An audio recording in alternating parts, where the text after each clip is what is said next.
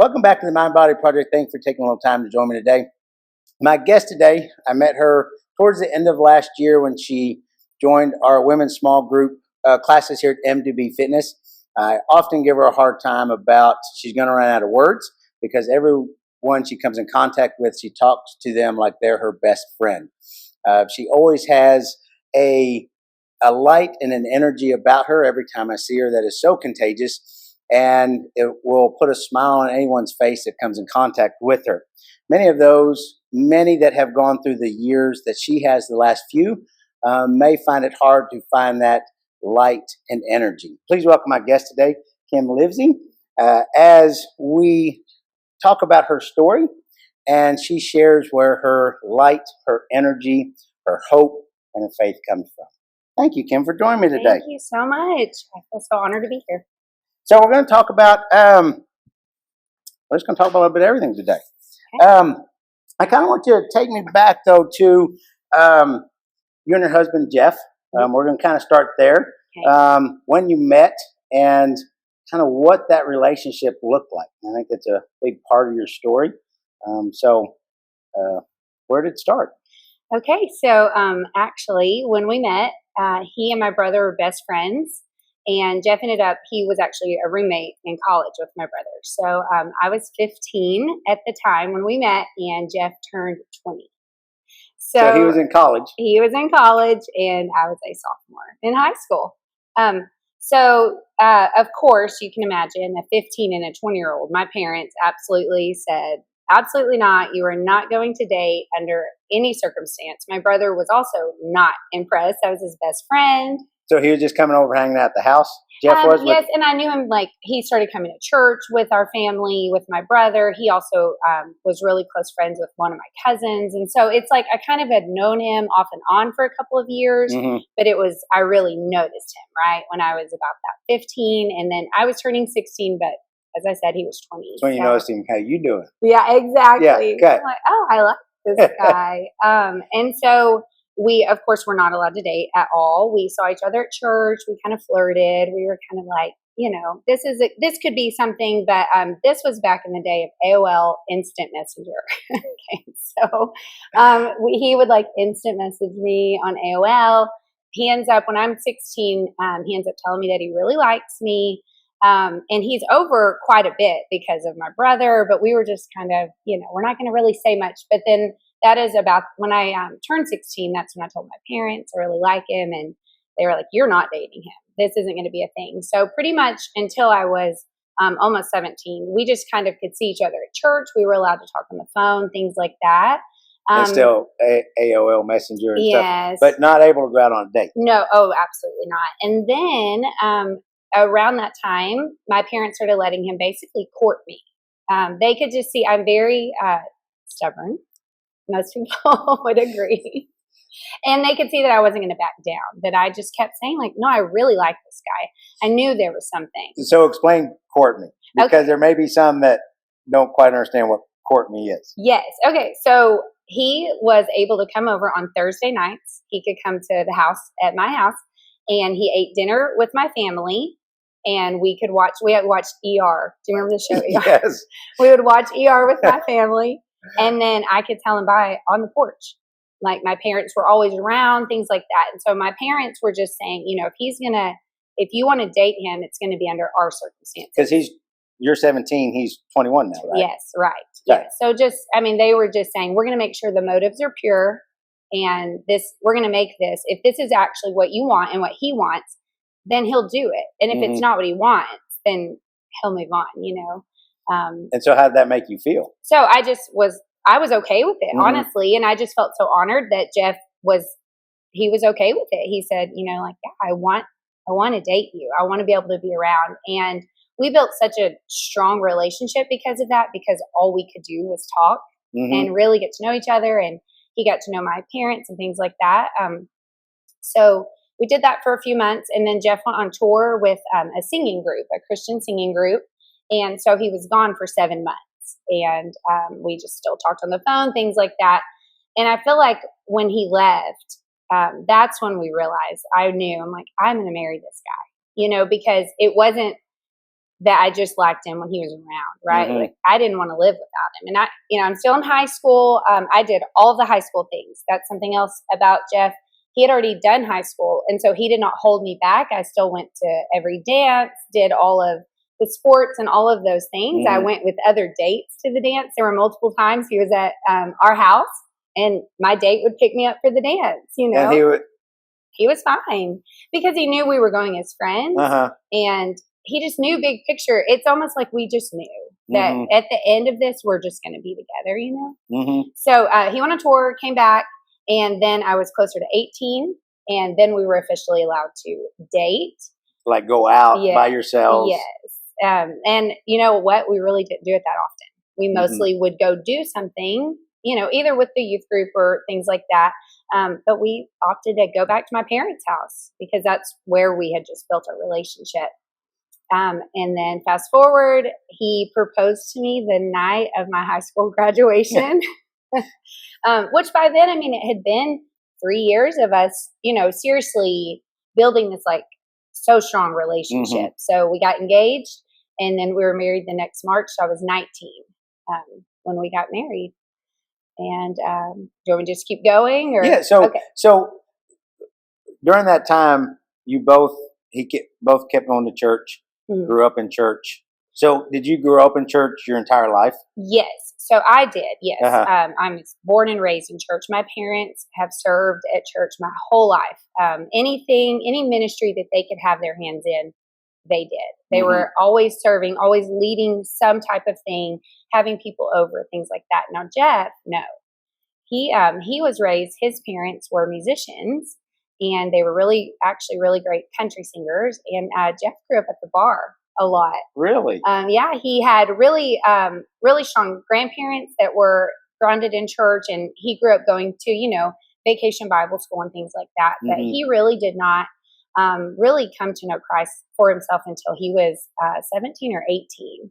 So when I met him, it was just kind of shortly after he had really, built this strong like foundation of thinking, okay, this isn't the life I want. I want to live a life for Christ. I want to raise a family. So Stephen, in his early teen years, he was going with his parents yes. to the bars playing, or but yes. So he, I think his parents stopped.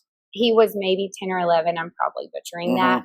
But then as a teenager, he really did not go to church much. He had a girlfriend that went to church, and that's where he kind of went later. But yeah, he wasn't raised in a Christian home. His parents actually got saved just a few months after we got married. So he was not raised with Jesus, as the forefront. But because of that, Jeff said, I'm going to live separately. And so, and I know that's what attracted me so much to him was his hunger for the Lord. So whenever he and I first started dating, he was actually leading worship at that time for our youth group. He came on. And you were in the youth group. And I was in the youth group.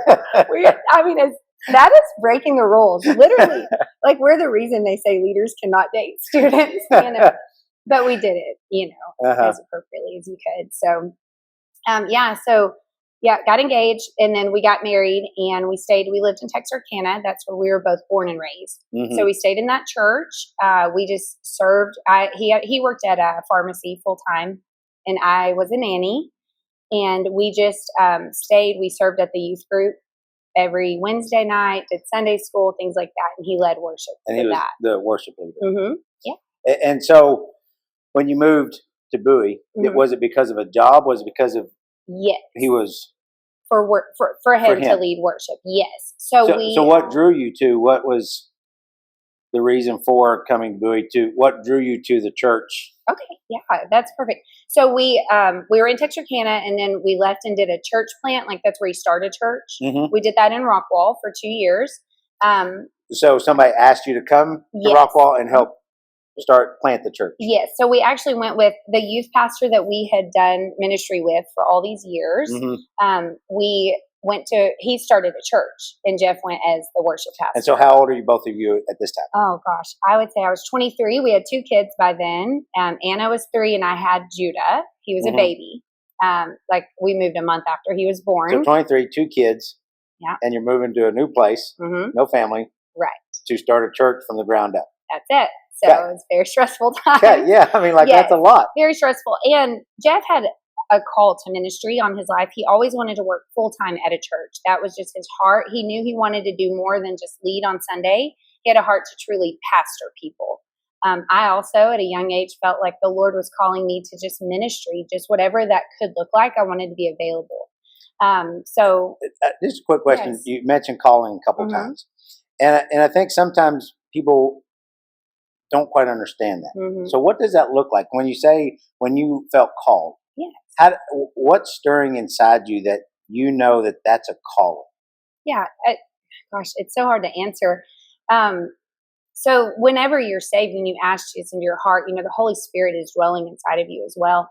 And so I've never heard God with an audible voice, right? I can remember growing up in church thinking like, well, I'm never going to hear God's voice. Because you hear people that say that God talked to them all the time. Yes. And I'm like, that cannot be real. It was just more, I can remember I was about 13 and we were just in a service and there was a specific altar call where they said, if you just feel like that you want to do more, like you feel like God is asking you to do more and you want to be able to serve God in ministry, if you have that. And yeah, call to ministry is such a church term, right? It is. And it's just, that's how they kind of say it. And it's just more of like an urgency, a longing, like so much that. And it doesn't really go away. It doesn't go away. It's just like, I need to be serving people to some capacity more than just daily Christian life, which is nothing wrong with that, right? It felt like so much stronger. Like, God, I just feel like I want to be available and I want you to use me however that looks and specifically in a church, doing ministry. And that is also how Jeff felt. So yeah, that ended us up in Rockwall. We did that for 2 years and then it just kind of was time for us to move on. Jeff was having to work at a pharmacy, it wasn't paying or anything like that. It's just volunteer. Right. Yes. And Come help me. It was seriously the best and the hardest of the times, So we were kind of in a place. So now it's 2011. We're just kind of sitting, deciding what is our next step. And we're just praying, saying, God, we want to be available. One thing about Jeff is he was not going to put out a resume to churches because he didn't ever want it to feel like a job. He wanted to serve at a church. Yeah, I needed that to be his job and for income, but he didn't want to only show up because he had to, right?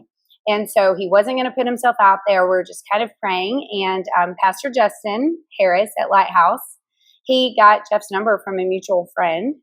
And he just reached out to Jeff. And it took Jeff a very long time to respond because he's kind of the worst about that. Responding? Oh, yes, like terrible. Not because he didn't want to do it or anything. He just was not. He loved him. But he struggled with just taking the time to respond because with him, everything had to be very in depth. It couldn't just be a quick answer. So, but Pastor Justin reached out, and by the time Jeff really processed it, it was maybe a Friday night, and Jeff said, "Hey, we can come tomorrow." So we came to Bowie, and you can imagine the shock on our face. We were thinking the whole time, "Do people actually live here?"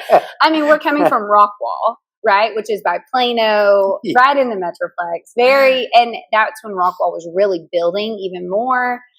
Just a lot of things up and new and fresh. And we pull into Bowie 14 years ago, Bowie even. And we were like, there is no way, and I'm just telling Jeff, let's just go. Let's just check out the church. You have a couple kids and you think, what are we going to do? Like there's no way. I'm like, maybe people just come here for church, but they live somewhere else. There's no way they live here.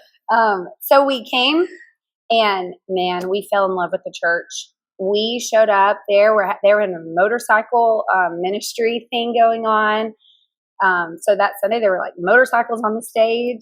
And we walked into the church and we thought, this has got to be what heaven looks like.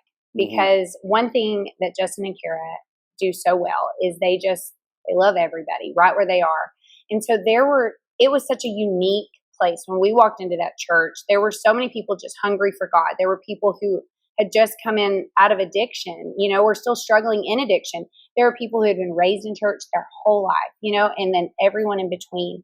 And I just remember that first Sunday just worshiping with everyone, just thinking like, wow, okay, this is something special, and of course, Pastor Justin and Kara, such incredible people. We immediately fell in love with them. Of course, we did not give an answer right away because also Jeff has to really take his time. Has to think about it. And then think about it some more and some more. And so, and you're more, let's go. What are you waiting on? Yeah, I mean, if it feels right, and if you feel a confirmation, it's what we're praying for. Let's just do it. I'm not an overthinker, so we balance each other out in that. But so Justin had asked. He said, even if you guys don't take it, can you come next week? Because the next week was Easter, and so we came. We did their egg hunt, and this was before the big community egg hunt. But still, so many people from the community showed up. And you could just see, okay, this church is a beacon in the community. So when you went those first couple times, was it just to check out the church? It wasn't to like lead some worship or anything? He did. Oh, okay. Yes, he did actually lead worship. Yes, it was not so much of an interview, but that is kind of what it is. So actually he led worship that very first week, and he did it for a couple of weeks, and then by the second week, that's when we really sat down with like Pastor Justin and Kara, kind of talked through the logistics, all of the deacons, things like that. And then we were still in a lease at that time, and so we came in April of 2011. We officially moved here in June, but we would just come on the weekends. They would put us up at the hotel, and we would play, and do worship, and do service, and then go home. And we just knew this. We said, like, this is where we're going to raise our kids. This is where we want to, dig down, plant roots. We really did. We fell in love with the community and with the church. And out of high school, you went to college, got your teaching degree. Yes. Right? Well, no, not in that order. No. I went to college. I went to community college, and I had a child psychology degree. And then I quit because I wanted to be a mom. So my whole life, I just said, I just want to get married and have kids. I don't want to have a job. People would say, what do you want to be? I'm like, a mom. That's all. So actually, no, I did it. I had an associate, and then just raised the kids, just stayed home with our kids. And I worked at preschools here and there, things like that. And then I didn't actually go back to school until 10 years ago. Yeah, so after you moved. Oh, yes. Okay. Yes. Judah, my son Judah we moved here. He was 3, and I didn't even go back to school until he was maybe in 2nd grade. So yeah, and he's the youngest? Yes. So sorry, I should have said that. Yeah, he's the youngest. So you're just being a mom. I shouldn't say just being a mom, because that's a huge, that's way bigger than working. But that's what I did. So what drove you then to want to go back to school and teach? Yeah, so I've always, first of all, I have an entire family of educators, and I've always said, well, I'm not going to be a teacher. I'm the same way. I've always said that. My mom, incredible teacher, my brother, my sister-in-law, my sister, and my brother-in-law. All of teachers. All of them in education. My brother's in administration now. And so it was always just Jeff and my dad. They were the ones that were not in education. But I just always said, I'm not going to do it. So actually, I ran the Lift program at Lighthouse. We had an after-school program. So when we moved here, I took that over. And we would pick up kids, do homework, do a devotional, things like that. And I loved it. And then, like I said, Judah went to kindergarten and 1st grade. And I was really bored during the day. And as you mentioned, I like to talk. And nobody to talk to, nobody. Right? I still lived in Bowie. Not a lot to do. Yeah. And so I just had this hunger. I was saying, I need adult interaction. And Jeff also said, Kim, you need adult interaction.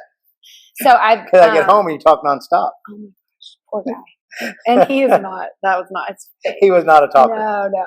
And so so I started working at the school as a para. I thought, well, I'll just be a paraprofessional. There's not a lot of stress in it. I can do my job, go home.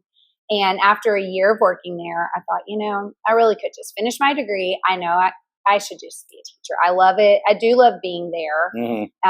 So then I finished. It took me 1 year to finish. So I was a para for 2 years. And then now I'm on my 8th year of teaching. So I love it. And you teach kindergarten? Kindergarten, and for the last 8 years you've taught kindergarten? Yes, that's all I've taught. And that's all I hope to stay with. I just love them because they are just kind and lovable and wild. And they're excited to see you still? Yeah, exactly. And so while you're teaching, are you still helping in the church and doing serving and with Jeff? Yes. So Jeff was the full-time worship pastor, which, as you know, that means leading worship on Sundays. And Wednesdays. And then he also did all of the media, any kind of things with graphics, any time things, and even just small maintenance things around the church. So yeah, I just felt like, okay, God, go ahead. And did he go to college? Did he go? No, he did not. No. He went for a little bit, but no, he quit. He didn't make it very long. And he said, I don't need a degree for what I feel like I'm supposed to do. So yeah. And, but I just helped him. I just felt like my job is to just serve with him, whatever that needs to be. Mm-hmm. So I was there every time he was there.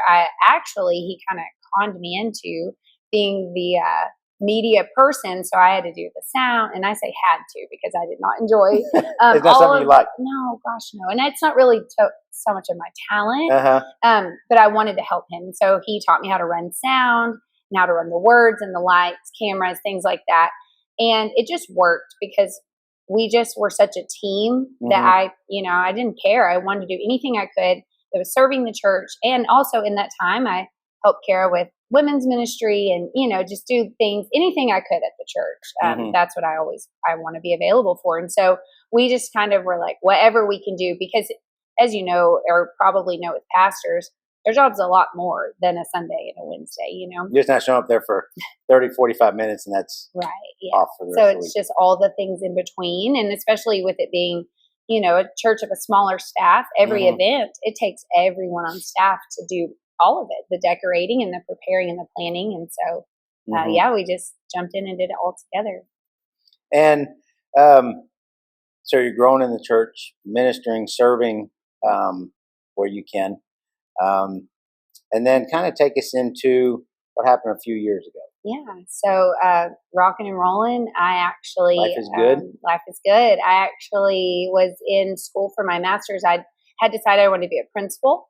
And I'd uttered the words to Jeff. I said, life is just so easy right now. This is the perfect time for me to go back to school because at the time our kids were 13 and 15, or Anna turned 16 around that time. And so they were just kind of in a good groove. They were doing youth group things together. Life was just easy and good. God was just blessing us. And so I said, I'm just going to go back to school, things like that. So January of 2022, Jeff woke me up. It was January 13th. He had been sick, just normal cold, cough, things like that. And he woke me up in the middle of the night at 2 a.m. and he was saying, babe, something's wrong. I don't know anything. I have this really bad headache. And he just kept holding his head. And he said, just something's wrong. Ask me a question. Ask me questions about the kids. Talk to me about something. And it's 2 a.m. and I'm a hard sleeper. And waking you up from a dead sleep, and you're like, what's going on? I'm so confused. And I'm like, what are you talking about? So I'll pause and say, Jeff was very dramatic. I just love it. So it wasn't out of character for No. Yes. This is him. Very dramatic, especially when the poor baby was sick, And so I'm like, what is going on?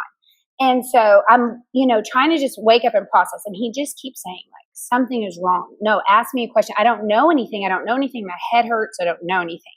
And so I tell him, I'm like, babe, I think you're having an anxiety attack. I think your blood pressure is really high, which he did always have high blood pressure, but never treated. The doctors just said, this is just your normal and you're healthy otherwise. You don't lead a stressful life. And so anyway, but we've always had a blood pressure cuff. And so I said, hey, I think you need to take your blood pressure. And so I go take it, and I'm going to probably butcher it, but it was, I think, 210 over 140.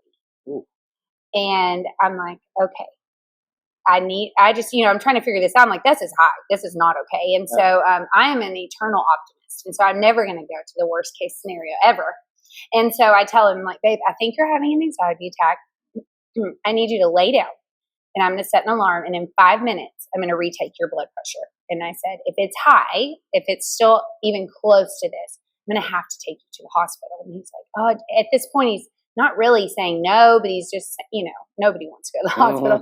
But he's just like, I don't know. I just don't know what's wrong. So I set a 5-minute timer, and I'm quickly Googling what is stroke level blood pressure, right? Because I'm like, I think this is bad. I don't know. And not even a minute goes by, and he sits up and just starts vomiting all over the place, all over the bed. Well, as I mentioned, Jeff's very dramatic. And one thing he hated more than anything was the stomach virus. I mean, more than anything. Okay. So a really bad stomach virus was going around. Mm-hmm. I teach kindergarten. And it's like, I just go, oh, this whole time, he is stressing out because he's about to vomit. Mm-hmm. That's all it is. I mean, poor guy. He could tell and he didn't want to. That's what I'm thinking, you know. Uh-huh. So I send a message to my kindergarten team. I'm like, hey, Jeff caught that really bad stomach virus. I'm just not even going to come in tomorrow. I can tell I'm going to need to be here. Is it still the middle of the night? Oh, yeah. When you text him? Still 2:30 in the morning. Okay. Yeah. I immediately think I better just go ahead and warn them. I could just tell it's going to be a long night. I'm going to be taking care of my little 41-year-old baby. So he does that. And then, you know, he gets up and I'm trying to start, you know, just cleaning up the bed. And he's just not making sense. He just keeps saying like, I'm sorry. I just don't know anything. I don't know. And I'm like, babe, it's fine. I think you just have this stomach virus, but I still need to retake your blood pressure. Right. Mm-hmm. And he just says, okay, well, let me go to the bathroom. And he turns and he takes a step and he collapses, just falls straight to the floor. And still, like not catch himself, just straight down. Falls straight to his face. And I'm still thinking, okay, really, this seems a bit dramatic for a stomach virus. So I'm like, babe, oh my gosh, you know, I go to help him. Well, he starts trying to crawl to the bathroom and the whole right side of his body isn't working. He would like crawl and then he would fall onto his right side. And then, but it's all happening so fast, right? Mm-hmm. I'm telling it like it's not all happening within a 2-minute window. So my brain is just trying to figure out like what is going on, and he won't stop. He's trying to get to the restroom. He keeps trying to crawl. He's just trying to crawl, and I'm trying to help him or catch him, and he finally gets into the bathroom, and he doesn't even make it. His whole bladder just releases, and I'm like, Jeff, stay here. You know, I'm freaking out at this point. I'm thinking, I've got to get you to the hospital. I don't even know. I'm like, I don't know if this is a stomach virus, whatever it is. And I go to get my phone and he turns and looks at me and the whole right side of his face is just drooped. I mean, to the extreme. And the look in his eyes, he looked like an infant. Oh, sorry. If that makes sense. Mm-hmm. It was like he wasn't there. The look, it was right before that, he was there. It looked like himself. And then when he looked at me, it was like, wow, he's not processing anything that I'm saying. And so I call 911. I have it on speaker as I'm Googling, can you have a stroke if you're 41? Because I don't want to sound like an idiot to these people on the phone. Because they haven't come on yet. Right. And so I'm like, Googling to see what to say. As they're saying, and I'm like, hey, my name's Kim. I think my husband had a stroke. And so I'm telling them the symptoms and they're like, okay, the ambulance is on the way. And this whole time he's just making moaning sounds, just kind of, I don't know, trying to crawl, trying to move. And I'm trying him just to lay still. So at this time, so it's still now. So are you having time to process? Are you scared? Are you just, this is what I got to do next? Yeah, and do this. I'm not scared. I'm just thinking, yeah, okay. I'm just more confused. And I'm also thinking, is it actually that bad? You know, is this, I'm actually still thinking, is this all a really bad stomach virus mixed with some type of anxiety? Because he did, Jeff being the artistic mind, he did struggle with anxiety and even depression at times. And so I thought, this is happening. So the ambulance is on their way. I go wake up the kids because I have to let them know what's going on. We have no family that live in town. So I wake up the kids. I'm like, because all your family's in Texarkana. In Texarkana, yeah. So I tell them, hey, something's wrong with Daddy. I don't know what's wrong. Like he maybe had a stroke. He's really sick. I don't know, but an ambulance is coming. I need y'all to just stay in the bedroom. You don't need to see him. I don't want you to talk to him. He's not going to I was like, he doesn't even know what's going on. And I said, I'm going to call Krista, who's our kids pastor. She lived just right behind us. So I'm going to call Krista, have her come stay with you, but I have to go with him. And, you know, of course, they're just scared to death. They're 13 and 16 and they're like, okay, you know, it's 2:30 in the morning and I just need y'all to trust me. Like, stay in your bedrooms and I have to go with him. Yeah. So the ambulance comes and they come and get him. And this is me. This is what I'm thinking. I'm trying to offer them his glasses because I say, well, he's going to need these when he comes out of this. Because as I said, I'm just. So you're trying to get them to take his glasses? Literally. I'm like, do you want his clothes and his glasses? I'm not trying to pack in the bag. And I know they're looking at me. They're like, no, he's not going to need that right now. You know, this is the least of our worries. I'm just such an optimistic person. I'm thinking it's not as bad as it seems, right? So they take us to, they get him loaded, and I call my brother first and tell him, like, hey, I think Jeff had a stroke. Don't really know. Tell him the symptoms, what was happening. This is, you know, they're trying to do their assessment. So the ambulance is in the driveway for a few minutes. Call him. He immediately. So Jeff's in the ambulance and they're doing their assessment. And you're making some phone calls. Making some phone calls, letting people know. So I call my brother. He's like, okay, well, I'm on my way. I'm like, okay, you know, my brother is definitely my best friend and my calm and comfort. So yeah, please come. I call Pastor Justin and I tell him what's going on. And he says, I'll meet you at the hospital. I'm like, well, you don't have to. He's like, no, I will meet you at the hospital. And I call my mom and she said, okay, well, we're on our way. And I tell her, no, they're probably going to give him some medicine. We'll be home in this afternoon. So you're still thinking you're coming home later in the day? Literally. I'm telling her, like, Crystal will be with the kids. We'll be home this afternoon. I just want you to know. And she's like, no, we're coming. So anyway, get him to Nakona. So looking back, do you think that is your optimism, or is that just kind of panic? Or I don't know. And I've processed it even with people, because, you know, some people go to the worst case scenario and I'm always best case scenario. And I don't know which is better, because then I was shocked when it was bad news. Does that make sense? Would it have been better? I don't know. I really do just think this is my personality. I think everything, well, it'll be fine. It'll work out. It's not that big of a deal. Yeah. It's just going to be temporary. I don't know. But I think I genuinely just thought, this is not, it seems bad, but once they give him some medication, it'll be okay. Yeah.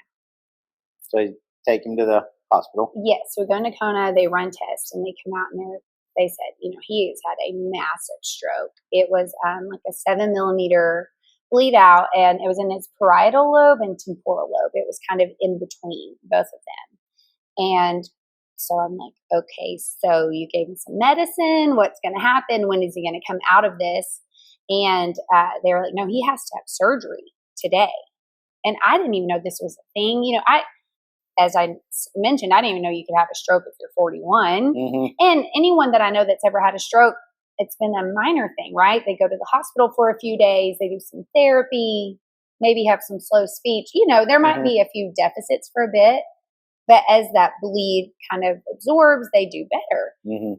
And they were like, no, he has to have a surgery. We have to relieve some of the pressure because his brain is going to start swelling. And they were saying, he's going to have surgery today, very soon.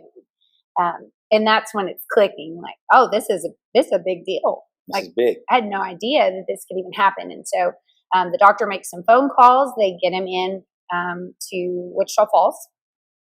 And so they care flight him. So at that time, once care flight was going to be on the way, I signed all of the paperwork, things like that. Now it's, let's say, 4 o'clock in the morning, maybe 5.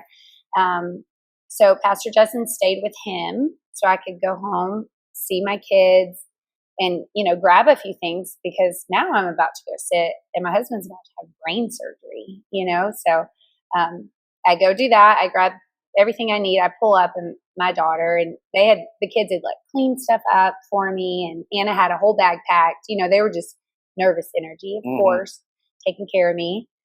So then we go, I actually beat the helicopter to the hospital. So this is COVID time though, still. It's 2022, but this was still a time where you could have one visitor. Pastor Justin was able to come because he's clergy. So he was able to come in with me in the ER. And a brain surgeon comes in and he starts talking to me, and he's saying, this neurosurgeon, he's prior to the surgery, right before the surgery. Yeah. And he's just kind of saying, you know, this is a really bad thing. This is a big deal. Do you you know, they have to go through all the pros and cons. Right. And I guess at the time, because I've gone back now and listened to the recording, right. At the time, I'm not processing what he's saying. I'm thinking, okay, do the surgery. It's going to be more difficult, but he's going to be okay. You know, listening back, he kind of says, this is a Hail Mary surgery. And he said, I'm only even offering this because of his age.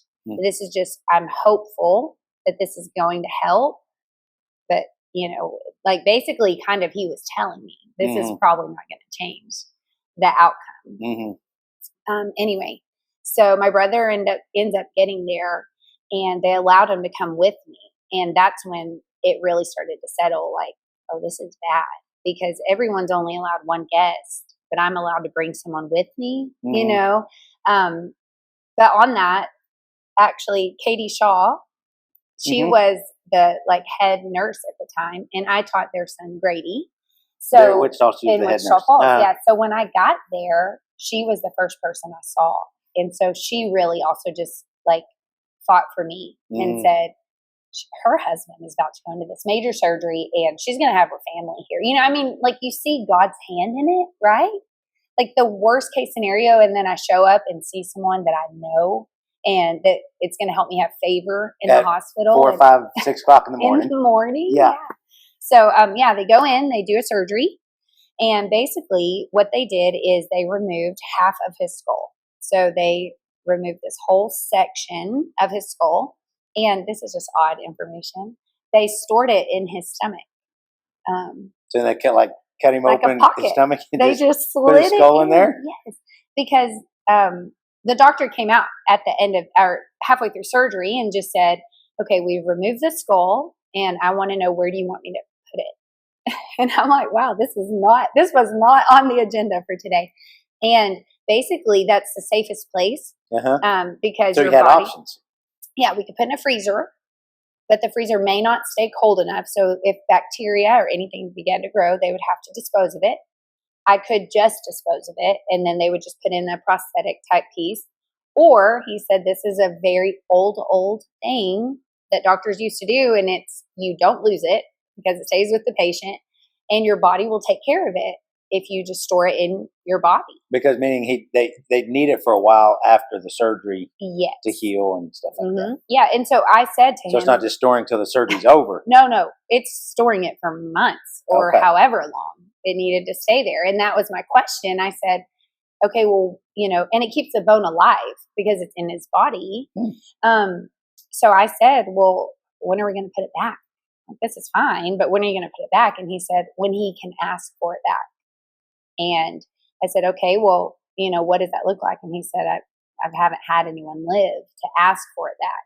Somebody was coming up on maybe 6 months. And he said it usually took about 8 months because they have to wait for all of the swelling and all of the blood and all of that. And he just kind of was like, no one's ever made it long enough to ask for it back. I'm like, okay, well, Jeff's going to be the first one. Isn't that crazy? So, what else? I'm trying to think. So he has the surgery. Yeah. And that night, Jeff pulled his own ventilator out. He just woke up because he does wake up very easily from anesthesia. And he pulled the ventilator. They called me. By this time, my whole family has come into town. They're all in Wichita Falls. We're at a hotel. My cousin drove in. So many people from church drove up, and we're just in the parking lot, right? Because they couldn't go in. Couldn't come in. Yeah. Couldn't see us, but just showed up, and they were just present and just praying. So Jeff pulls the ventilator tube. They call me and let me know, and they said, as long as he can breathe, we're just going to let him. As long as he can protect his airway and if everything's fine, we're just going to let him stay. And I'm like, okay, well, that's great news. So, and then a few days later, they started weaning him off of some of the medications, and he started to wake up. And so, we were just like, wow, this is crazy. And the doctors were so just thrilled, saying, he's so responsive. So as he wakes up, is he talking? Oh, no. He never spoke again. Yeah, not at all. But they were just, his eyes were opening, and he was responding for the first few days to pain. Essentially, they just go in and do their different tests. Well, a few days go by, and all of a sudden, it's almost kind of like he went into a coma of his own, not really with medicine or anything, but he got to where he wasn't responsive to pain. And they drove their fist into his sternum, and there was no response. So then our prayer shifted to that. We're just going to pray that he wakes up. But then there was also the part, well, he just had a major surgery. And basically how they described it is when you have this kind of a stroke, especially to the severity that it was, it's going to take months for that blood to resorb. And as it resorbs, then you might see progress. the problem was too is he had a midline shift. So like where your brain is in the middle, his midline, was so swollen that his midline shifted. And that really does some things with all your everything, apparently. I don't know. I'm not going to fake medical terms, but apparently it's a big deal too. It's a bad thing. Yeah. So, so after that, he eventually did wake up. Yeah. After being in the coma. Yeah. Once the kind of the swelling went down and some of the medications, they kind of weaned him down. He woke up and he would look around the room and he had movement, not on that one side, but he never responded. I would try to make eye contact with him or talk to him. And as I said, it was like talking to a baby, how maybe they would look at you for a second and then his eyes would just go, it never felt like he was ever there. So I forgot to add, he had tested positive for COVID at the ER. So because of that, yes. So because of that, for 21 days, I was the only person that could see him. And I would go like from 2 to 4, into the ICU, and I could visit him. For 2 hours a day? Yeah. For 21 days? For 21 days. And my kids could not go. They couldn't see him, I could video and things like that. After, I think I took off work for 2 weeks, and then I came back to work because they were so kind. People would cover me so that I could just teach until 1:30, and my kids would go to PE, and just people would just cover for me so that I could just leave and go be with him, and I didn't have to lose pay and be docked. And seriously, like God's hand, such a blessing, and then people from the community were feeding us every night, and so I would go to work and then drive to Wichita Falls and visit Jeff for a little bit and then drive home. But every single day, when they say it's a roller coaster, I mean, it was wild. Every single day was a new thing. I would go and they would say, "Oh my goodness, he had such a good day. He's a candidate for rehab. We're just if we can get him to stay awake for more hours, we're going to get him into a rehab and he's going to make so much progress." And they were so hopeful. And then the very next day, they would say, "He's never going to make it. He has to be able to go to rehab for like 6 hours a day in order to be transported out of here." And so, I mean, I just felt like every day it was a win, a loss, a win, a loss. They were saying, this is how he's always going to be, or this is, oh my goodness, he's going to be the one person, because he was so young. Doctors just it wasn't false hope. They just kept believing too. I think they truly believed this guy might make it. This might be somebody that has to come back. And then my kids got to come see him. So the day before my kids got to see him, so about 20 days after surgery, was the first time I got there, and I thought, he knows who I am. I walk in the room and he started to cry, but like a baby. It didn't even seem like him. I had seen him cry plenty of times, especially, about God and our kids. The boy was a crybaby. And but it was a different kind of cry. And he kept like reaching for me. It just felt like a baby. But I thought, okay, he knows me. This is crazy. And then the next day when the kids came, he cried. He cried so much when they first came in, but then immediately just turned like he didn't even know anyone was in the room. So the kids and I would go visit him, every day. So then it became our routine. We would go to school. And by then he was out of ICU, so we weren't going until after school. And then we would all go up there, go visit him, come home. That was just kind of our routine. So then he's awake most of the time. Most of the time, yes. Some of the times we would go, he would be asleep. In that time, though, he could never swallow. So they ended up having to like put a feeding tube in, like a true, like through his belly, like the button thing. He was never responding to them. They would say, "Oh, he did so good today." Like therapy would come in and even sit him up, and they would say, "Hold yourself on the side of the bed," and he would maybe hold on, but then let go immediately. Hold on, it was very odd. And so all of this goes on. I'm kind of dragging this out. No, so February 15th, actually, Pastor Justin had gone to visit him during the day, and Jeff. The day before they had told me he has pneumonia, which is to be expected. He's mostly laying around. And so they had him on oxygen. Well, Pastor Justin goes, and another friend had been there with him. And Jeff was just really struggling to breathe, just very gasping for air, just struggling. And the doctor called me. I was at work, and it was about 10:30 or 11 in the morning. And he calls and says, I'm going to have to intubate him. Well, like, is that the word? Intubate? Yeah. Is where they put. At the, like, down Yes, his throat. down his throat. Breathing tube? Uh-huh. Okay. Yes. Clearly not a doctor. That So he sounded could wrong. breathe. Yes. And one thing Jeff and I had talked about years before and often is I don't want to be on a breathing machine. That was something he had said. He's like, if they ever try to put me on a machine, walk by and trip over the cord, right? And so I tell the doctor, I'm like, no, he doesn't want that. No, if he's supposed to go, no, I don't know. I'm just, I'm at school, I'm at work. I'm like, what am I supposed to do? What am I supposed to do? Because it's different when you're talking about it in the comfort of your home, but when you're in the moment. What do you do? And so I talked to Pastor Justin because he was there, and he just said, Kim, I think you just need to. It's not okay. He's struggling, and I'm like, okay, well, I don't want that. That's not at all. I don't want it to be something violent. And I mean, gosh, no. So they intubate him, and I leave work, and I call both of the kids. They're both at school, so I'm calling them over and over because they think they cannot answer their phones at school. I'm like, you will always answer my phone. And so someone picks them up, but they didn't come with me. So I get there, and I mean, he just looks terrible. It just didn't even look like himself. It felt like a scene from a movie when, they have these like emergencies. When I walked in, there was just like paper, things, packaging everywhere. I can tell that it was very frantic getting him. Like the ER used to watch together. Exactly. And I'm walking into it, So at that point, it had been 40, or not quite 40 days.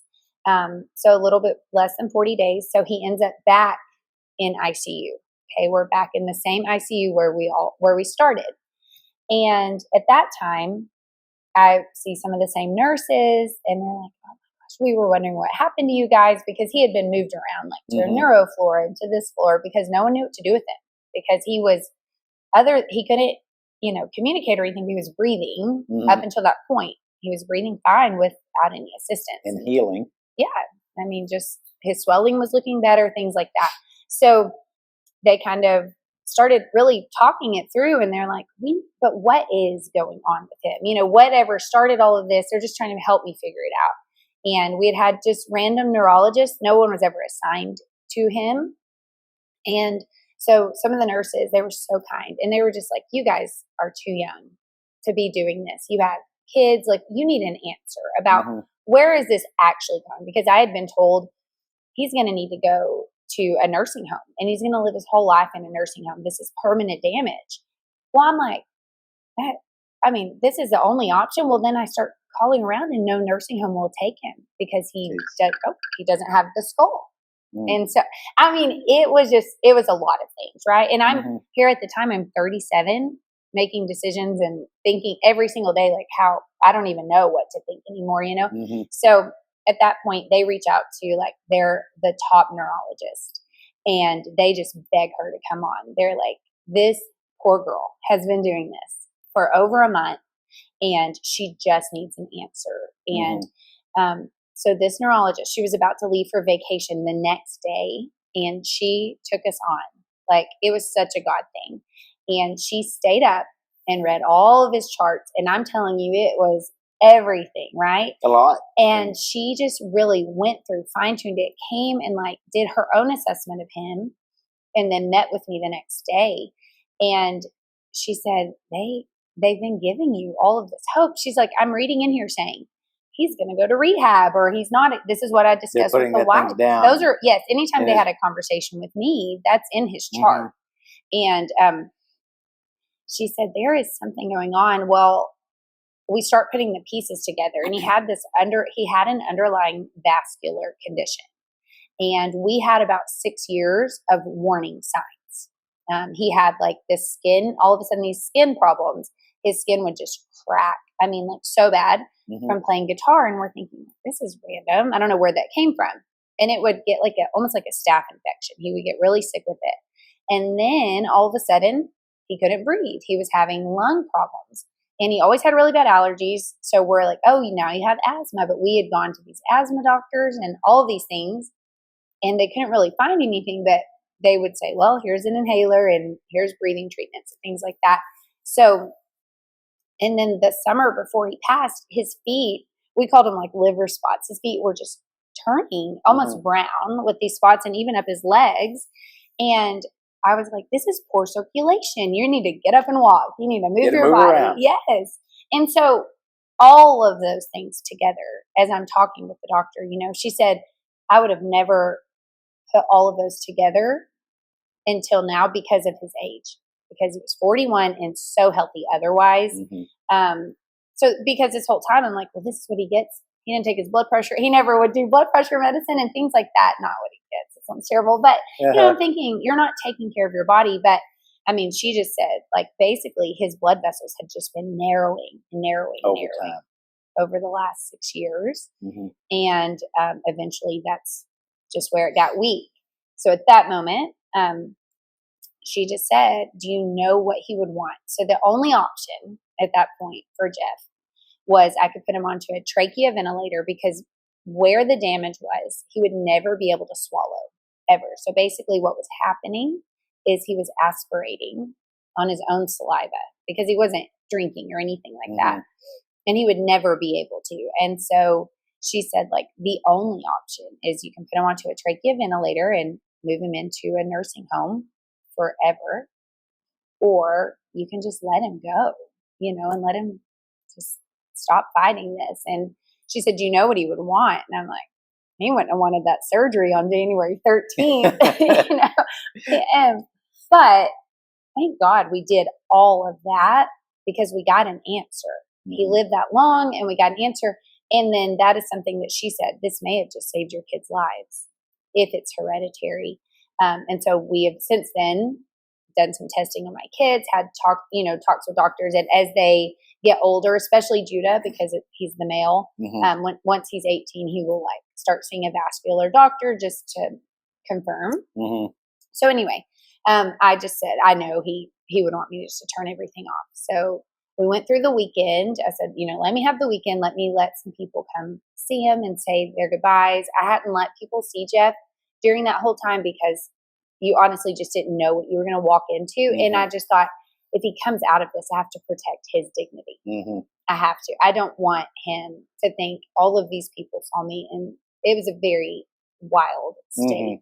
And so we, reached out to the people I needed to. I contacted Jeff's family and just told them, this is what's going on. And was his family here during all? No, because no one could be around, and so no one was really able to see him. And if I allowed someone to see him, it would give up so it just. But honestly, they don't live in town either.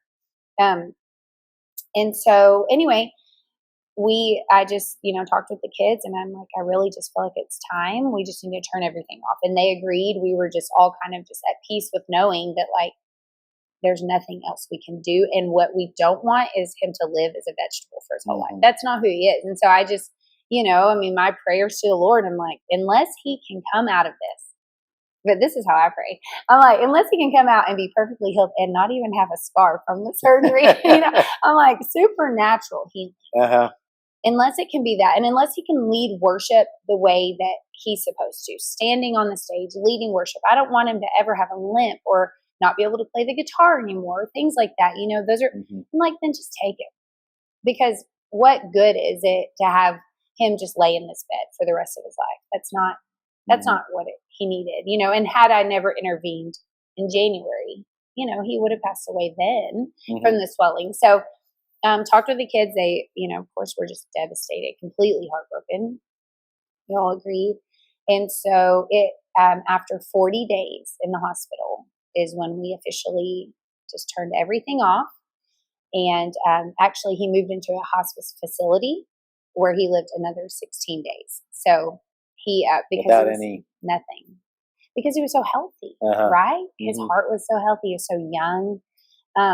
They were just giving medication just to keep him asleep and to keep him comfortable, of course. And they gave him stuff that could dry up so he wasn't aspirating, And it's crazy because prior to this, my only understanding of hospice is like that's where old people go, and it's traumatic and things like that. And when I tell you, it was the most peaceful thing. I can't even express it. I'm like so thankful that I had that time. For one, they like take them out of a hospital gown and they put a shirt on you, and there's no beeping or wires or anything like that. And we were at hospice in Wichita Falls, and there's just worship music playing all the time, and they have volunteers that come around. And so once he moved into hospice, I stopped working, and my mom actually moved here and just stayed with us. And I would drop the kids off at school, and then I would go and just sit all day, and I would come in, and these like so sweet volunteers, they would have like my coffee. They figured out what snacks I liked. They feed you lunch there, and I would just hang out, and I would just sit there, and he was so peaceful and just, and not in pain or not at all, just so calm. So the day before he passed away, you could tell his breathing had changed, things had changed, and it was very, noticeable that this is probably going to be the end. And so I was talking with the nurse the night before, because I was coming home in the evenings, and which carries its own kind of guilt, right? Because so many people, they don't leave their loved one. But I'm like, well, I have our kids. And I mean, Judah at this time, he had done a whole basketball season while Jeff was in the hospital. We were balancing that. And then he was now in track season, and we're just, you have to keep living your life. And so, anyway, this is March. And so, the nurse says, he may pass away tonight. And she's like, do you need to be here? And I said, I don't know. I don't know what I need. And every time I would leave, I would just let him know, like, hey, we're going to be okay. Like, we have an incredible community, incredible church, incredible family. We have God, And so I left that night, and I thought, well, we'll just see what happens. And the next morning, take the kids, and I get there, and he's still there. But I got there, and they said, his breathing really has changed. Probably around 4 or 5 this evening is when they're kind of expecting. They've done this job a long time, and they can kind of see the patterns. And it was an hour after I got there. He took this really big breath, and it was the weirdest thing, because I didn't know I needed to be there for it. But it was like instantly, like God's presence filled that room. It was the most peaceful thing. And I can remember just losing it, as you can imagine. And I'll say this, our 18th anniversary was 2 days prior to him passing. So, but I just stood there, and I just thought, like, he's done and he's home. And that's what he worked his whole adult life to do, and it was the craziest thing. And I'm so thankful to God that he allowed me to be there, because it wasn't traumatic, and everything leading up to that point had been so traumatic.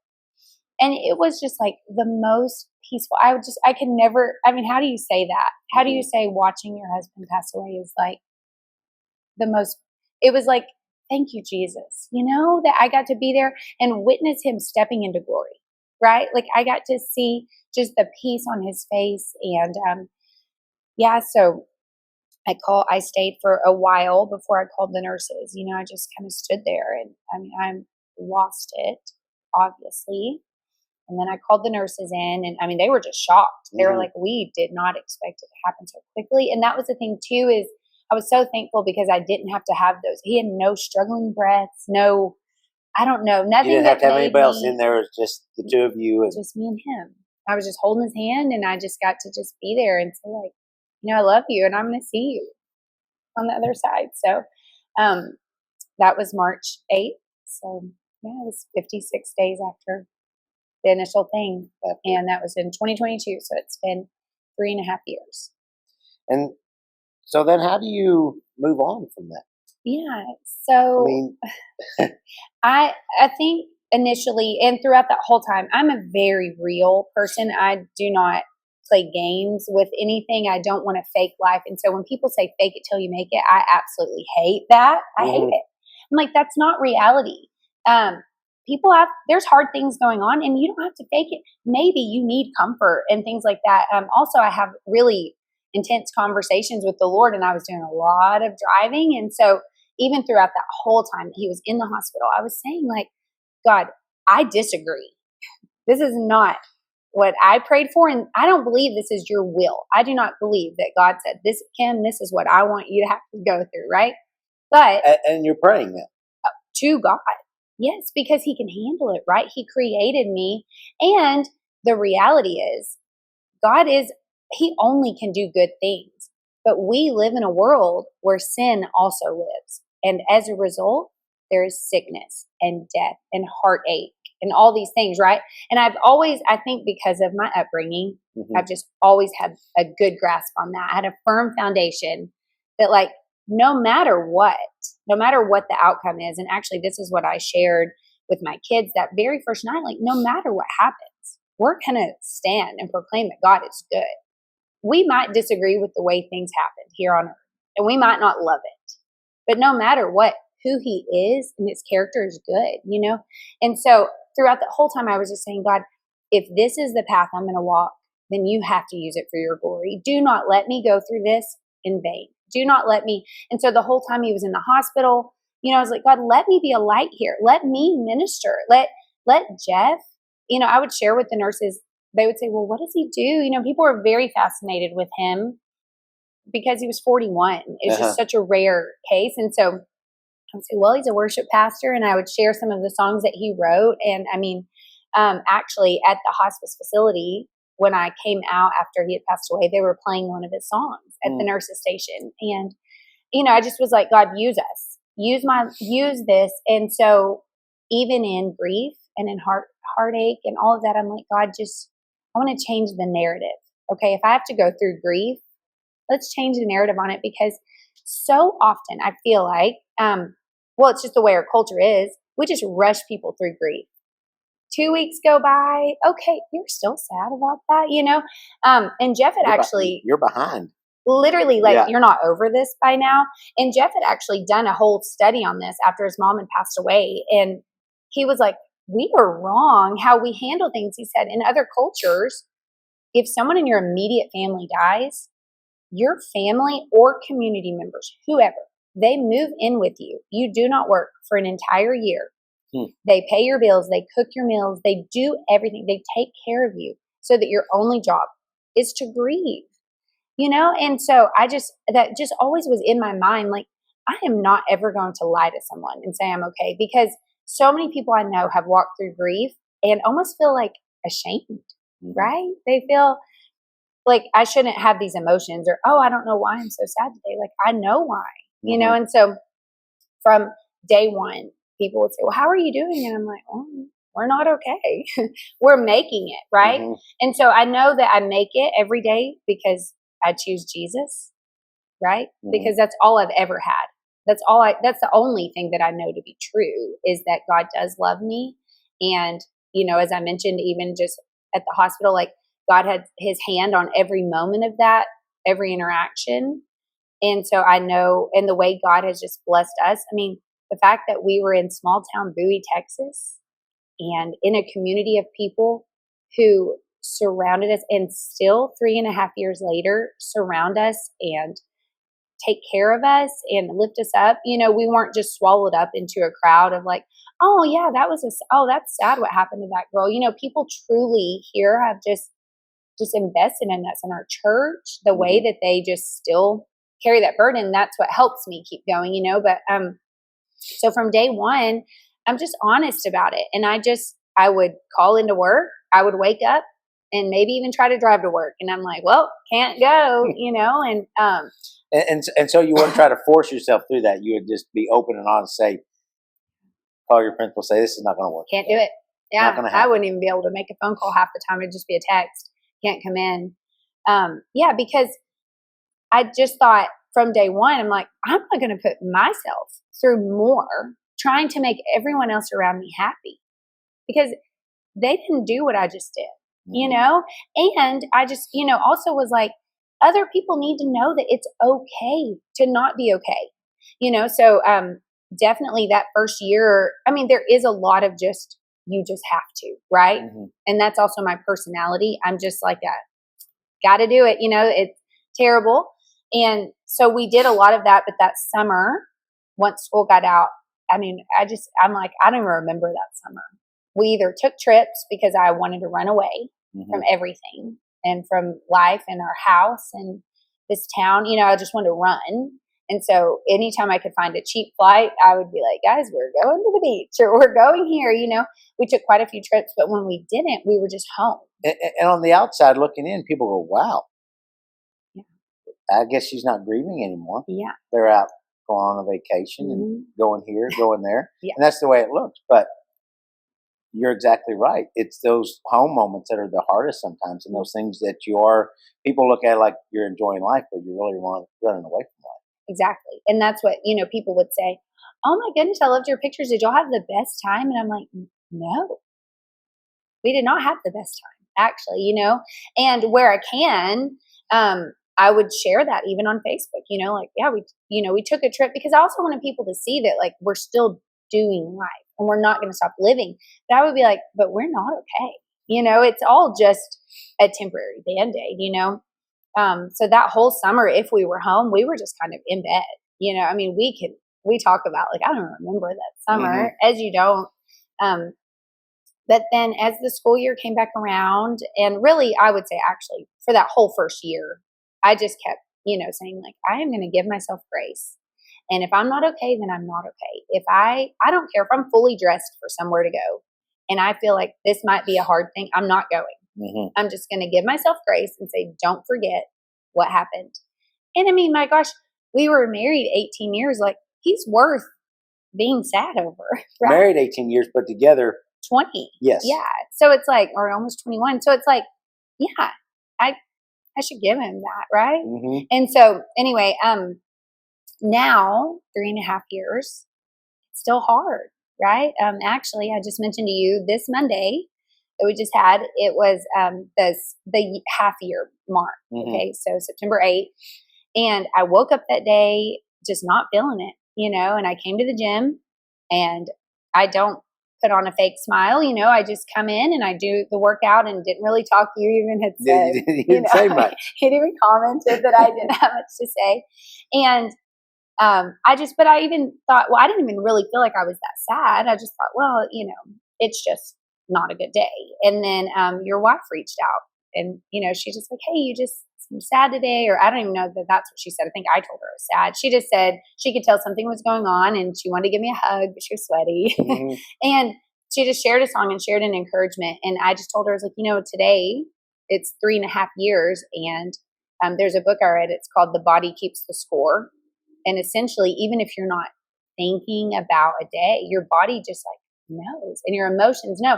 So when people who are grieving say, I don't know, this just came out of nowhere.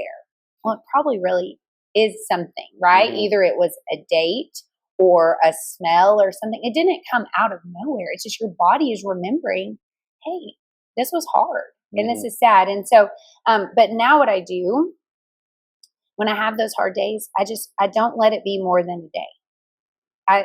I let myself have the feelings, right? And that might be, I just stare into the abyss because I have no thought at all. I feel like in such a fog, it might be that I'm physically in bed crying all day. However that looks, when that emotion feels too big and I just feel so overwhelmed, I allow that for a day. But the next day, I don't fake it, but I'm like, okay, I have to just move on. And that's not going to rule my life because I don't want to get stuck.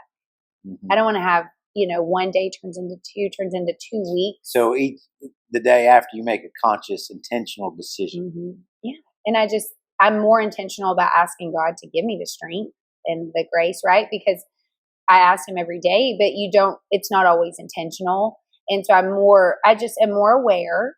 And I also think, okay, what things can I change? Can I take something off my plate this week? I'm not feeling great on Monday. There are things I have to do, right? I have to go to work and there are things I still need to do, but is there something I can just take off? One thing I can take off my plate just to free up my mind just a little bit so that I'm not feeling all the stress of life and trying to walk through grief, right? I just kind of like try to take it alongside with me and not let it truly just alter my whole entire day, So during this time, the last 3.5 years, have you had those intense conversations with God still since? Like on Monday? Yeah. Yes, I do often. And I just tell him, actually, I shared this in Sunday school on Sunday. Our church was singing Goodness of God. And the lyrics say, all my life you have been faithful. And that's always been one of my most favorite songs. And for years during worship, I just felt like during that song, I could just see God kind of draw this timeline of my life. And I could always see him, like here you were born to like two Christian parents who loved you so much, and you were raised in church, and you were saved at a very young age, and you stayed close. I really never strayed from God. I never went into any kind of rebellion or anything like that. And so and then like, oh, you met Jeff and you started ministry and you had kids and like all doing of all those, the right. It's just like all the time. We might say the Christian, we did all the right things. Yes. And I always loved that song because I felt like I could see all of God's goodness in my life. And then after Jeff passed away, when one of the first times I heard that song, I can remember saying to God, like, I really can't sing these words anymore, because actually not all of my life you have been faithful. I'm like, you were doing a really good job. This is me. And this one time. Yeah. Because I'm just so honest with God, because he created me, and he already knows these thoughts, and I don't hate him, and I'm not turning from him. I'm just being honest with him. It's the same as if someone hurts your feelings. And that's basically what I was saying to God. And, it's like in that moment, I just feel God, I feel his presence. And like, I just always feel him. This is how it is when it's so intense with God. I just feel him when I say like, it's just not fair, or it hurts, or I don't understand it and I don't like it, I disagree. I just feel him. I feel his presence just kind of reassure me, like, I'm also sad, but like, there's hope of heaven. And I've never sad for Jeff. Let me just clarify that. Like, I know he is having the best time, and I would never, ever pray for him to be back here. Right. I'm sad for me, and I'm sad for the kids, but it's like, I just always feel God's presence so close. And I can just remember one of those first times just telling God, like, I don't know that you've been good my whole life. And I just felt like God just said, like, and that's okay. But there's still like, but I still will be good. Right. And so now, as I've healed and grown and all of those things, now, like just this Sunday, we sang this song, and it's like the same thing. I see this timeline, and I see this moment that I don't love. Right. But I see that God is still faithful, and he reminds me, don't forget everything else I did for you. Why would I stop now?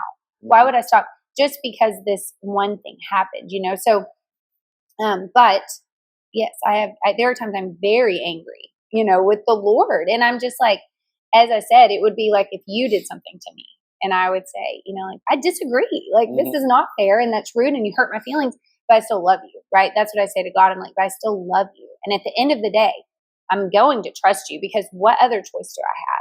And I'm going to walk with you, and I'm going to see you in heaven. I can't wait, but I just need you to know, like, my feelings are a bit hurt, So do those intense conversations have they gotten less over the years, or do you still? Oh yeah. I definitely think as emotions have leveled out, for the most part. I'm also just not a super emotional person. Even just by nature, even when Jeff was in the hospital, the doctors would say things, and I'm just looking at them like, okay, great. That sounds good. And even when I had to meet with the lady about hospice, and she's talking about the next step, and I'm like, okay. And she says, do you understand what's happening? And anyway, I'm just not super emotional. And then obviously walking through grief, it brought up emotions I didn't even know I could have, but yes, it's gotten less as far as that, because I've just, every day I still see God's goodness. And as time goes on, I mean, it's a lie when they say time heals all wounds, because the pain, it still feels just as heavy, but doesn't feel overwhelming, because God has done so many more things in this time. Right. And it's like, I just have hope. And at late 30s, right? I'm 40 now. 40, but at the time, late 30s. Yeah, I was 37. You have a maturity level that you can understand some of those things. Yeah. But what about the kids? How do they manage that? Yeah. And how does that look in your family? Okay, yeah. So both of our kids, thank you, Jesus, they have just had such a strong foundation and just trust in God from the time, they were little. They were born, and we were immediately serving in some type of ministry, whether it was volunteer or at the church. And anytime that Jeff and I were believing for something, we included the kids on that. If it was a financial thing and we were like, hey guys, this is where we're at. We have these bills that have come up, or we have this going on, and all we can do is pray. Kind of explain believing for something. Yeah. So we would it's like, okay, we're struggling financially, and we just need help. And we've looked at it on paper and it doesn't make sense. And so we would say, all we can do is pray about it. And we can just ask God, however it's going to work. And you included them in that. And we would include the kids on that conversation. And that's what my parents did growing up. And I think that's what built my faith. And so multiple times, people from church would just bless us. And we would come right home and tell the kids, hey, let me tell you what God did. God used this person to bless us. So their whole life, and they've seen healings and anything. We've always been just very open and honest. Like, this is what we're praying for, and all we can do is pray, because we're outside of our physical resources, right? Whether it be an emotional thing, a healing, a financial need, like I said. And so we always just included the kids. And so because of that, they had such a strong faith, and just such a firm foundation in their own relationship with Jesus, that, when this all happened, of course, Anna, the very first thing she said the night actually that it happened, she said, well, who's even going to walk me down the aisle, right? It's her daddy. And she's very close with Jeff. They're the most alike.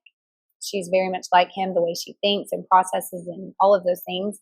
And, but both of them, they just kind of were like, just basically, I guess what I said, even if this doesn't work out how we want, we have to just trust God, because they both know there is no other way. Anything that the world has to offer is temporary, right? And it's like, I think we've just raised in that way. And so from day one, we're all very open and honest if we're not feeling okay. Anna and I would process it out loud a lot more than Judah. He's a boy, and he was younger. He was 13 at the time. But I mean, I've just been so intentional of telling the kids when I'm not okay. Like, yeah, I'm just struggling, and then maybe they'll say, and so we had a conversation, and I was like, at some point we're all going to have to go to therapy. I'm pretty sure this is a big deal. And I just told them, but they were kind of like, we don't want to, they just wanted life to feel normal again. And so I just said, okay, well, if I start to notice any kind of a change in you, like, you don't get to argue, you're going. And the same goes for me. To therapy. Yeah. You're going to therapy. You're going to talk to a counselor, whatever that looks like. Or, in the meantime, let's just be our own counselors. Let's just process it out loud. Never, ever hold it in. Right. And so I kind of just tried to teach them that from the beginning.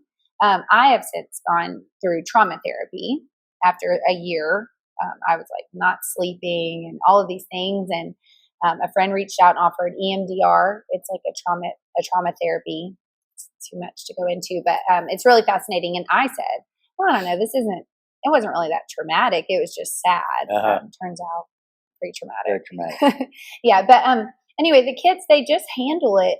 I don't know, they just amaze me at their faith. So Judah, he played drums with Jeff on the worship team, and he still does it. And he loves it. And now he's started playing guitar for worship. He has such a heart for worship, and he has Jeff's just raw, natural talent. I mean, it's crazy.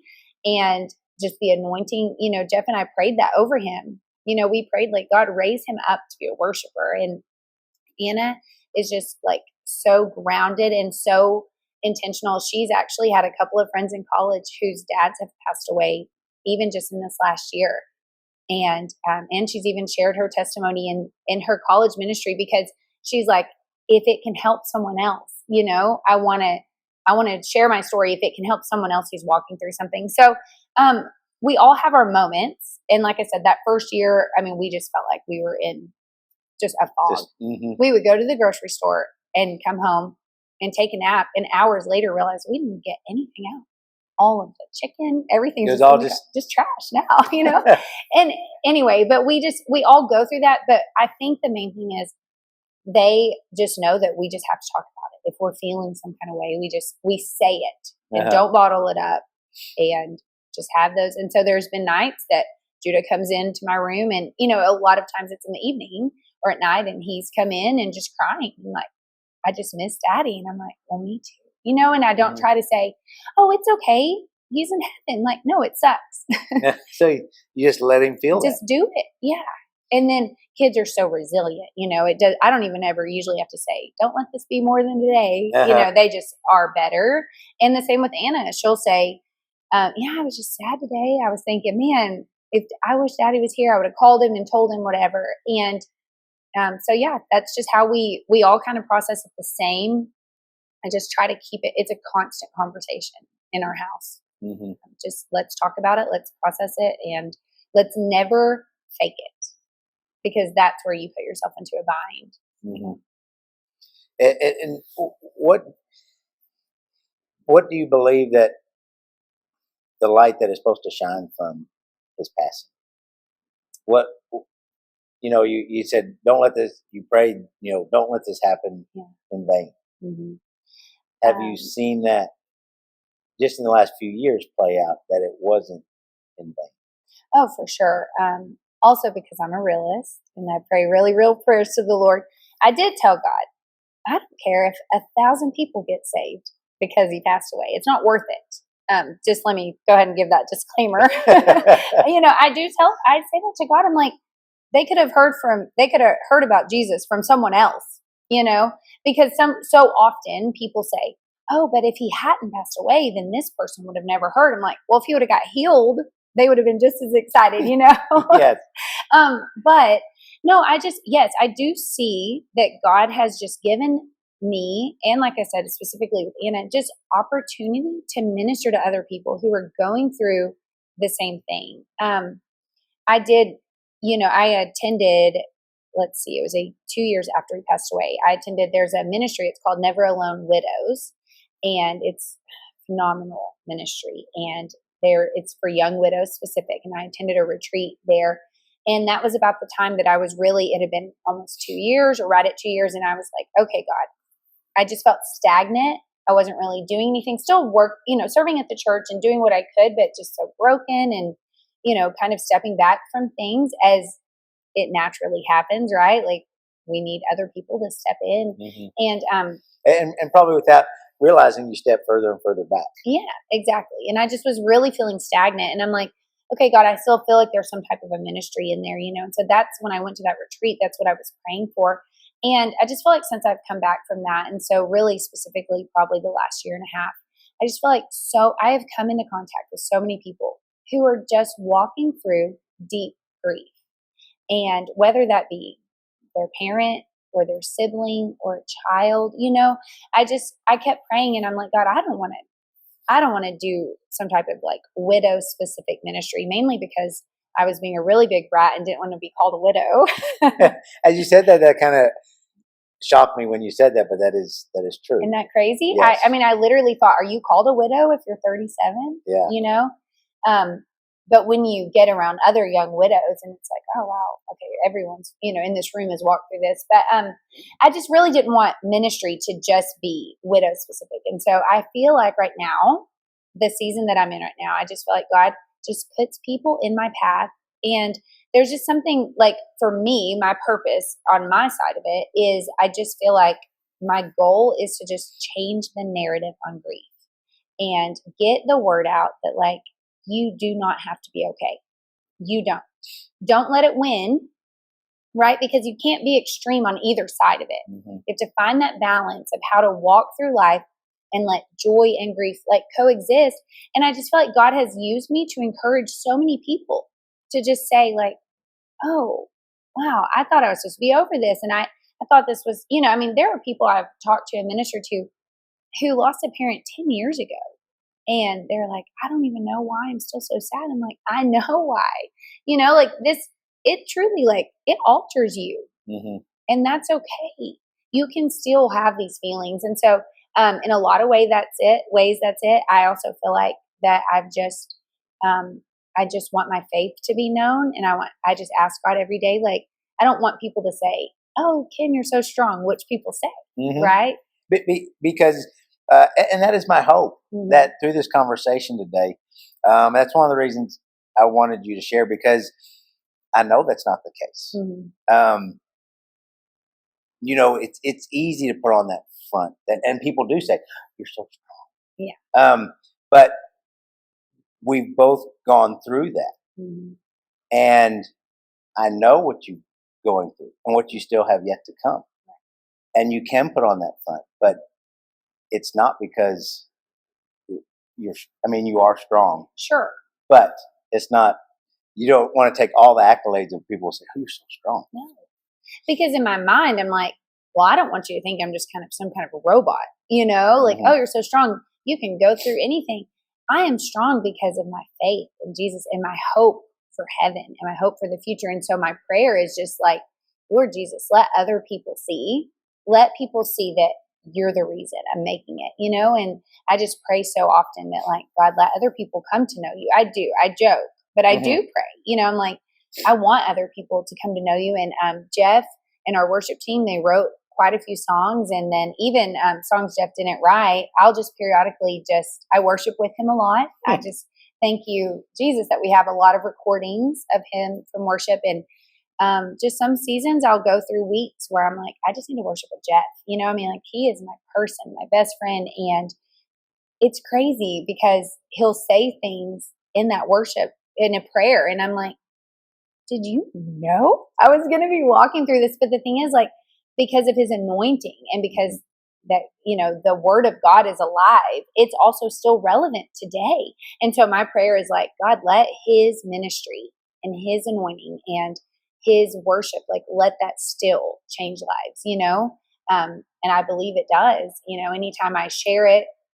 Because it's still changing your life. It's still changing my life. Yeah. Because it's alive. So. And you've mentioned a few things that I want to point out that I think sometimes we can, like you said, joy and grief can coexist. Mm-hmm. And we have to find that balance instead of the either extreme on either end. I think sometimes we can get stuck in grief. Mm-hmm. Oh, for sure. But because when we're in grief, well, I don't want to enjoy things. Mm-hmm. I don't want to live. I don't want to live as in I don't want to be happy, or somebody think, oh, well, they're over it, or but those are some things that you've done after that first year. Yes, it was just getting away, Sure, just escaping. But you're also finding that you do have to live. And as you said, that moment that Jeff passed away, yeah, he was in forever glory. Yeah, exactly. We are sad for us. Mm-hmm.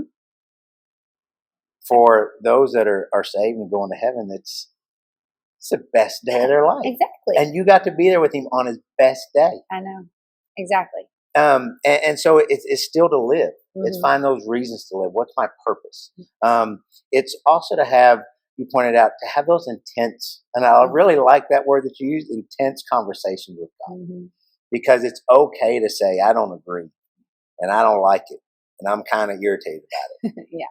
And we need to have discussion about this. Mm-hmm.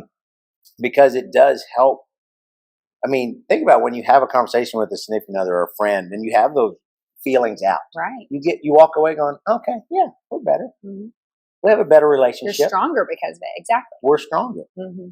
And you also point out to not fake it, mm-hmm. to be open and honest and talk about the struggles. Because I think sometimes when we fake it, we give other people like, well, I better hide it too, because if she's okay and that's what she went through, then I must need to be okay also. So true. Yeah. And we do the thing about keep living. I mean, now we still go on trips, and I love to get out of town any chance I can. And we have fun, right? Like, the kids and I genuinely have fun. We do love our lives. It's okay. And it's okay. I don't feel guilt about it because it's not like Jeff is missing out on anything, It's never, well, and I was about to say it's never the best trip, but even some of our latest trips have felt like, this was the best trip. And it's just because we're a healed version of ourselves. I love the age that my kids are and the stage of life they're in. And also it's just because I'm like, I don't feel guilt about it. I truly can enjoy life and still honor him. Do I wish he was there? Absolutely. Do I wish he was the one driving us to Colorado instead of all three of us? Absolutely. Do I wish he was the one carrying the luggage in? Absolutely. It is never, but like, I accept that it's never going to feel the same, and it's never going to be exactly as it was, but it still can be good. and just finding that and truly loving life.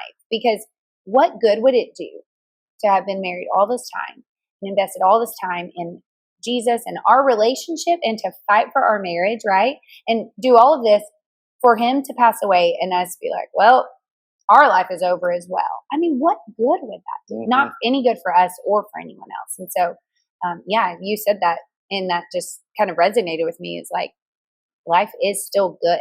And I can stand here and say that. Do I every day wish he was here? Absolutely. And at the end of every day, I'm like, still hate it.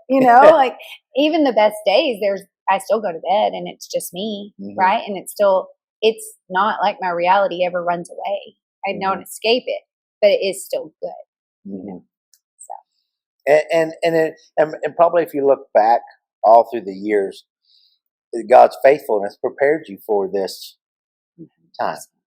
100%. And because he prepared you early on in your marriage, he gave you the ability and the knowledge and the faith to share with your kids, mm-hmm. to prepare them all those years that some parents don't take the opportunity to include their kids on those things. Mm-hmm. I think there's a lot of parents, Kim and I include, that we didn't take those opportunities. Yeah.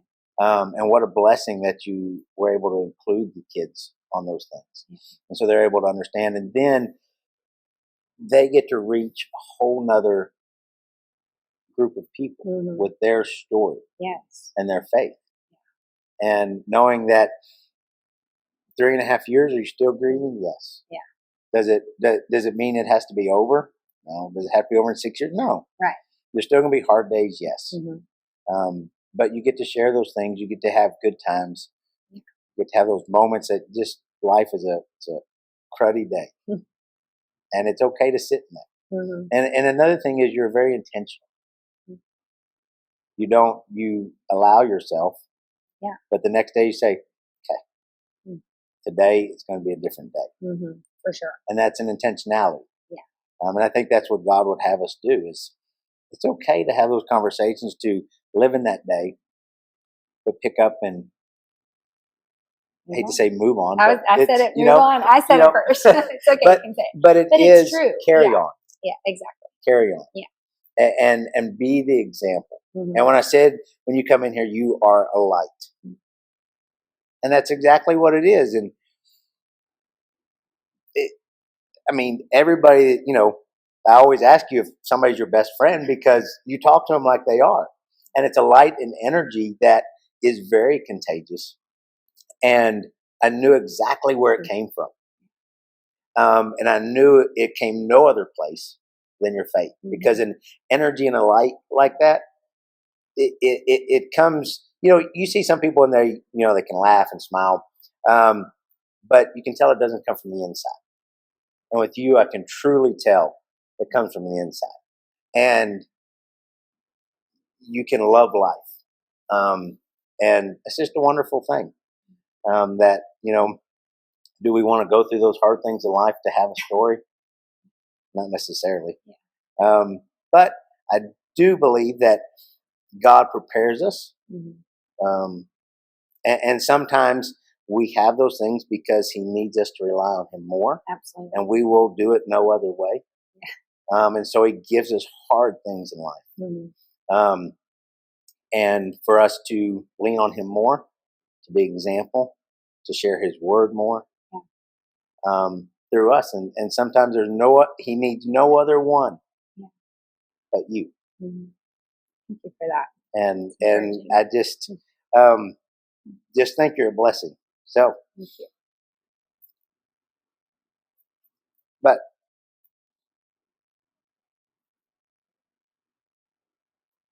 you're supposed to want to get teary, not me. But anything, final thing you would like to share to anybody, just about grief, about life? If they got here and you could just tell them one thing, what would it be? I think